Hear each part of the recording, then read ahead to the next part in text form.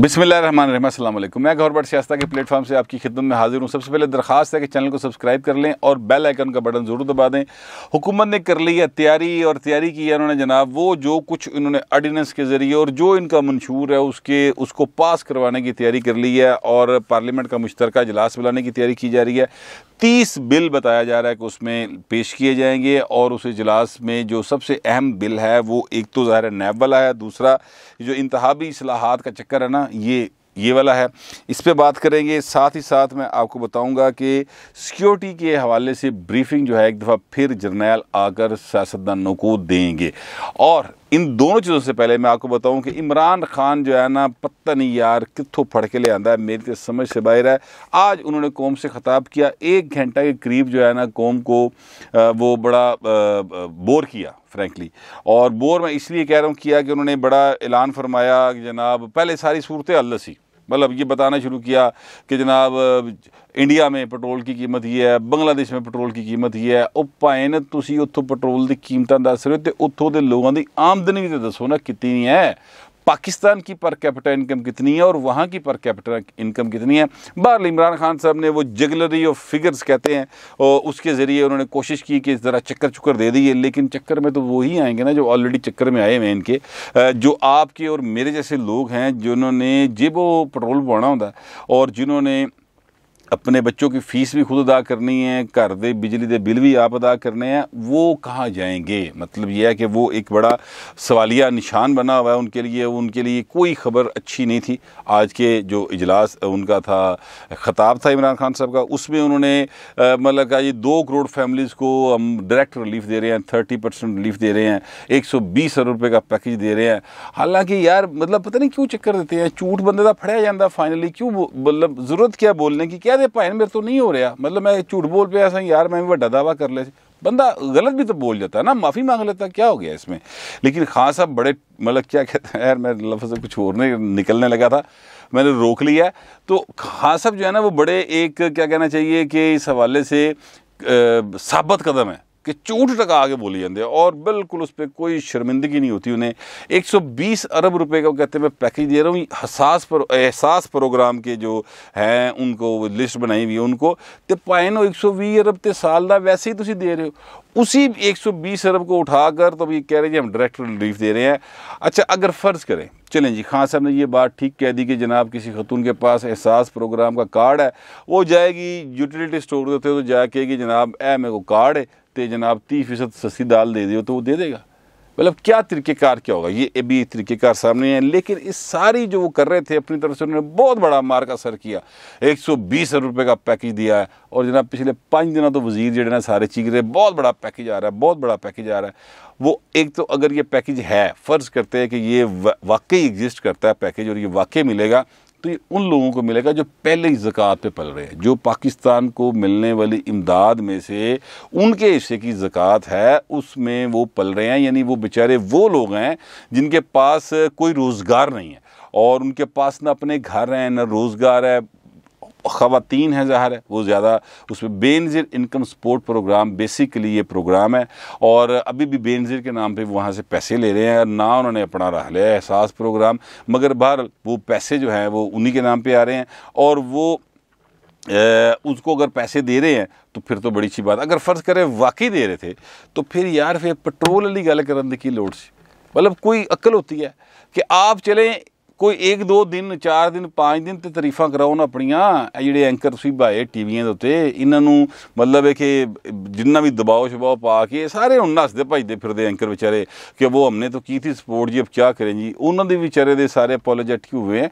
लेकिन मेरे कहने का मतलब ये कि ये साहब जो हैं ये इनको इतनी सेंस नहीं है कि यार मैं 120 अरब का पैकेज दे रहे थे, नाल ही दसना शुरू करता मैं पहले बता दूँ कौम को पेट्रोल की कीमत बढ़नी है, फिर ना मैनू कहना यार ये क्या तरीक़ेकार है भाईजान, पेट्रोल की कीमत बढ़नी, और तू भाई इन्ना बड़ा पैकेज दे रहे हैं तो चल तू ईजी हो जाना, तू कह यार ठीक है ये पैकेज है, पेट्रोल की कीमत जो वधानी होगी चुप करके वधा छड़ी, पहले तू वधा ली तो किसी ने तेरा की कर लिया।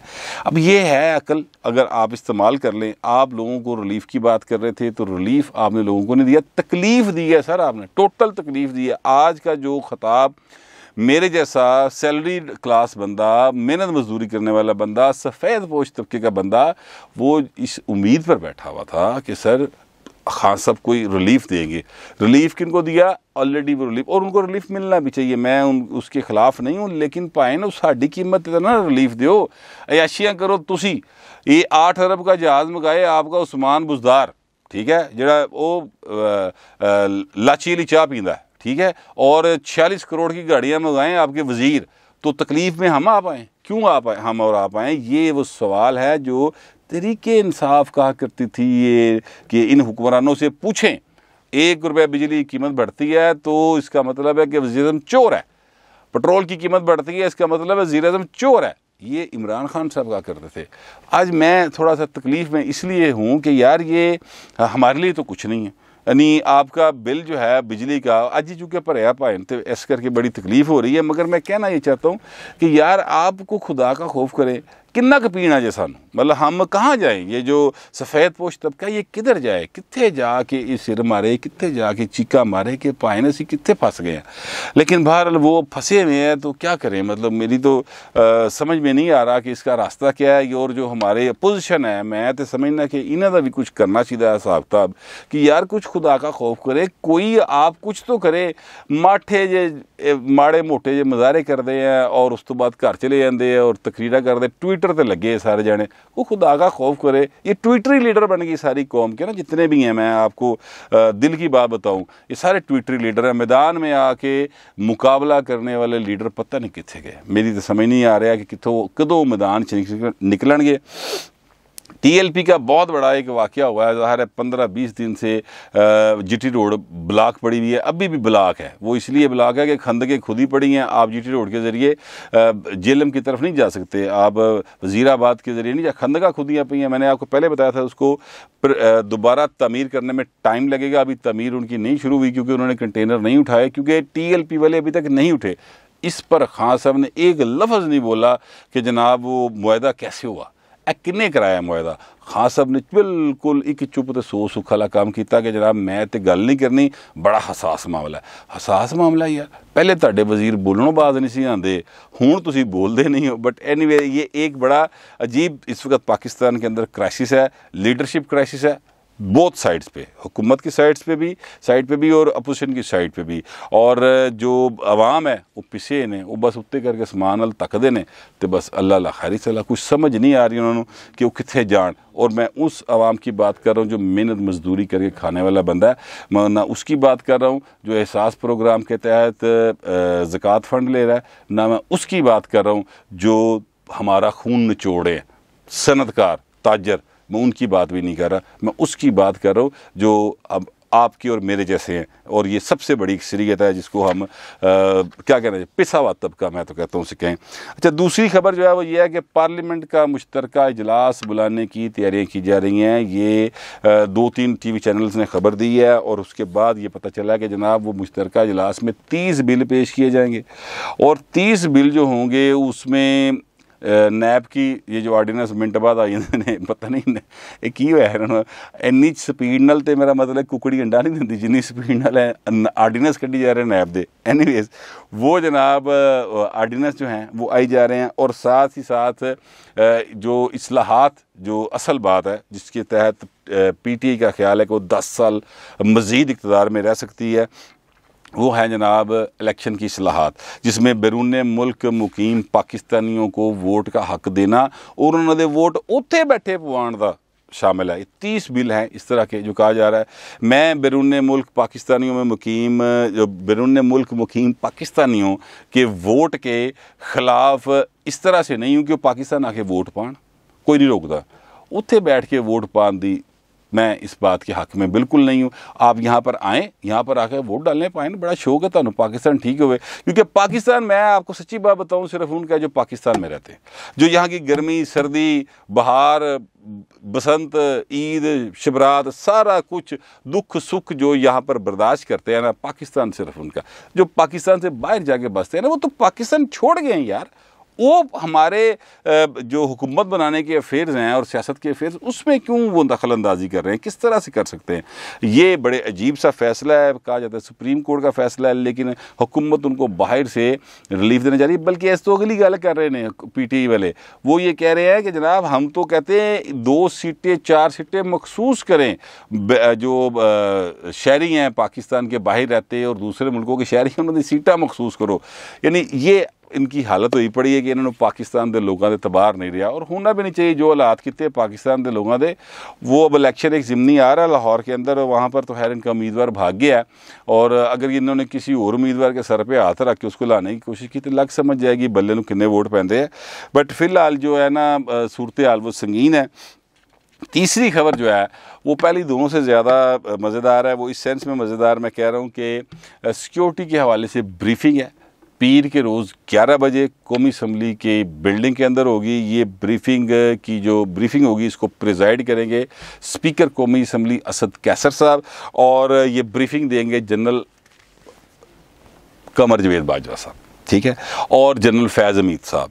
ये वहाँ पर आकर ब्रीफिंग देंगे, वहाँ पर सवाल भी होंगे, वहाँ पर जवाब भी होंगे। तो अगर आप ये कहना चाहें कि जो जर्नैल हैं वो सियासतदानों को या अरकान असम्बली को के सवालों के जवाब देंगे तो क्या कि दिल होला कर लो, लेकिन सवाल होते होम्योपैथिक ही होने पाए ना। किसी ने नहीं उत्थे कोई गल करनी कि सारा TLP तक ही बने, किसी ने नहीं ये बात करनी कि जनाब ये जो सिलसिला है ये पोस्टिंग ट्रांसफ़र वाला क्या है, वो किसी ने नहीं पूछना पाए ना मुआहदा किथे जे। मेरा ये गुमान है अगर कोई पूछेगा तो भाई बड़ा दलेर आदमी होगा। मैं सच्ची बात है, मुझे नहीं पता कौन पूछेगा, ये हरकत कौन किससे ये गुनाह सरजद होगा। गुनाह को आप इन्वर्टेड कॉमर्स में लें, लेकिन ये है कि ये जो बात है ना ये कोई पूछे या ये पूछेगे भाई ने की लिया के भाई आ जाए। अच्छा, अब एक और सवाल है कि क्या ये इमरान खान साहब सिक्योरिटी की इस ब्रीफिंग में आएंगे? क्योंकि पिछली बार जब हुई थी तो जनरल बाजवा साहब ने बड़ा कंफर्टेबली हर एक के सवालों के जवाब दिए थे, तो इमरान खान साहब उसमें भी तशरीफ़ नहीं लाए थे। अब जितना ये क्राइसिस बताते हैं इमरान खान साहब, कौम को क्राइसिस का शिकार है इस वक्त, तो वहाँ पर इमरान खान साहब को आके पॉलिटिकल हालात बेहतर करने चाहिए ना। मेरा अपना ख्याल है इमरान खान साहब उसमें नहीं तशरीफ़ लाएंगे, लेकिन अगर आ गए तो बड़ी बात होगी कि जनाब खान साहब ने हौसला कढ़िया तो वहाँ पे आ गए। वैसे मेरा ख्याल है कि वो उसमें तशरीफ़ नहीं लाएंगे और बस वो बोलेंगे। हमारे जो ये सियासतदान हैं जो पोजीशन के हैं और पार्लियामेंट 70 के करीब अरकान पार्लियामेंट होंगे, उसमें वो सुनेंगे, वो बोलेंगे, और उसके बाद जनाब चाय चू पी के रोटी खा कर होकर ही चले जाएंगे। मेरा ये ख्याल है, क्योंकि माजी में ऐसे ही हुआ था। जो कोई 1-2 लोगों ने सवाल किए थे वो मैंने आप तक पहुंचा दिए थे। अब भी जो होगा ये इन कैमरा ब्रीफिंग होगी, यानी इसकी कोई कवरेज नहीं होगी ऐसा। फिर इधर उधर पार्लियामेंटेरियन फ़ोन करके दसणगे तो जो मेरे तक पहुंचेगा वो भी मैं आप तक पहुंचा दूंगा। लेकिन मैं आपसे ये सीरियसली अर्ज़ करूं कि मैं पाकिस्तान की जो मौजूदा सियासी क़यादत है उससे मैं इस वक्त बहुत तंग हूँ, क्योंकि ये जो शहबाज शरीफ साहब हैं, ये जो मरीम नवाज शरीफ साहब हैं, ये जो बिलावल साहब हैं, ये जो जरदारी साहब हैं, ये सिर्फ गल्लां कर रहे हैं, और नवाज शरीफ साहब भी बाहर बह के सिर्फ गल्लां ही कर रहे हैं। काम कोई नहीं कर रहा कि यार आवाम को रिलीफ देने के लिए कोई प्लान करें। मुजाहरे किए हैं, कदी किते छोटे मोटे मुजाहरे, ना कवरेज, ना गल, ना बात, ना असर। दरमियान में TLP पड़ गई, वो सारी तवज्जो TLP ले गई, इन्हों का किसी हवा ही नहीं बजी। अब इनको कुछ सीरियसली करना चाहिए, क्योंकि कौम बहुत ज़्यादा तंग है। इन उस तब्दीली लानी है वो लेके आएँ, सड़कों पे आना है वो करें, कुछ करें, क्योंकि जितनी घुटन और जितना प्रेशर बिल्ड हो चुका है इकनॉमिक आम आदमी के ऊपर, सफ़ेद पोश के ऊपर, वो फटने को तैयार पड़ा बुरे तरीके से। ये TLP के मुजाहरे में जो लोग इतनी बड़ी तादाद में गए हैं ना, उसमें भी इसका बहुत बड़ा हाथ है। ये जो महंगाई और बेरोज़गारी है और मायूसी है सियासी जमातों से कि वो रिलीफ नहीं दे पा रहे, इसलिए लोग जो है ना उनकी तरफ देखना शुरू हो गए कि चलो मज़हब के नाम पे चलो जो मर भी गए तो शहीद ही होंगे ना। तो इस तरह की बातें भी लोग करते हैं, तो इस तरफ देखने की ज़रूरत है। बहरहाल इमरान खान साहब ने एक दफ़ा फिर आज कौम को मायूस किया है, और कम अज़ कम वर्किंग क्लास को तो मायूस किया है। अब देखते हैं पीर के रोज़ ये ब्रीफिंग में से क्या निकलता है, फिर आपके साथ शेयर करेंगे। फिर वक्त इतना ही, मिलते हैं अगले वीलॉग।